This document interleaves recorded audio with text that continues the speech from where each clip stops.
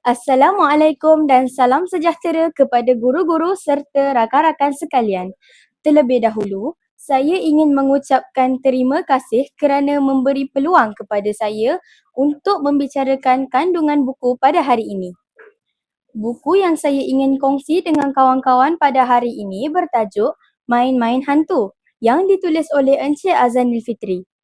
Buku ini merupakan salah satu karya seram tempatan yang mendapat perhatian dalam kalangan remaja kerana jalan ceritanya yang menarik dan mudah difahami. Buku ini tergolong dalam genre seram dan misteri. Walaupun bergenre seram, penulis menggunakan gaya bahasa yang santai dan tidak terlalu berat menjadikannya sesuai untuk pembaca remaja. Selain itu, terdapat juga unsur suspense yang membuatkan pembaca tertanya-tanya dan ingin terus membaca hingga ke akhir cerita. Cerita ini mengisahkan tentang Jeffrey dan Shuib, iaitu dua orang pelajar yang mempunyai perasaan ingin tahu yang tinggi tentang perkara gaib. Mereka berdua merupakan sahabat baik yang sering membuat perkara nakal. Pada suatu hari, mereka telah mendapat idea untuk mencuba satu permainan yang dikatakan boleh memanggil makhluk halus. Pada mulanya, mereka menganggap perkara tersebut sebagai gurauan dan sekadar hiburan. Mereka telah membuat salah satu pelajar di asrama itu menjadi trauma kerana rancangan buruknya itu. Kawan-kawan nak tahu, pelajar tersebut merupakan murid yang suka belajar sehingga lewat malam. Tetapi malangnya, pelajar tersebut merupakan seorang yang penakut. Namun, keadaan mula berubah apabila perkara pelik berlaku di luar kawalan mereka.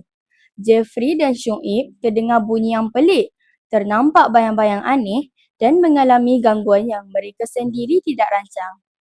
Cerita ini semakin menarik apabila gangguan tersebut semakin serius dan menimbulkan ketakutan dalam kalangan mereka.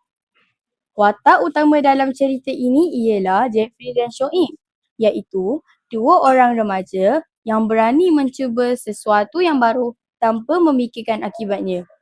Setiap watak mempunyai personaliti yang berbeza seperti berani, penakut dan juga ragu-ragu, menjadikan cerita ini lebih menarik. Latar tempat cerita berlaku di asrama sekolah dan juga rumah, manakala latar masa kebanyakannya pada waktu malam yang menambahkan lagi suasana seram dalam cerita. Tema utama dalam cerita ini ialah kesadaran kepada manusia bahawa permainan yang boleh memanggil makhluk halus hanya mendatangkan kemudaratan kepada kita. Selain itu, pengajaran yang boleh kita ambil dalam cerita ini adalah janganlah kita menjadikan hantu sebagai bahan gurauan dan janganlah juga kita menganggap perkara tersebut sekadar hiburan kerana ia melibatkan alam gaib. Saya juga ingin menyampaikan mesej bahawa Al-Quran itu adalah sebaik-baik pelindung kepada kita.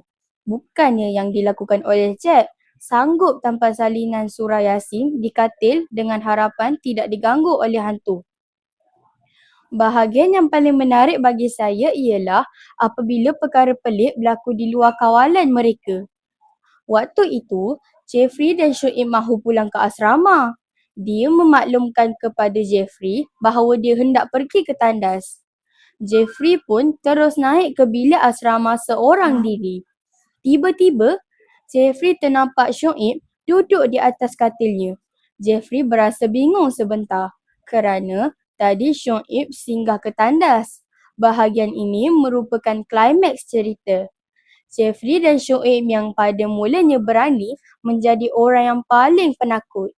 Saya sangat suka buku ini kerana jalan ceritanya yang menarik dan penuh dengan pengajaran serta mudah difahami.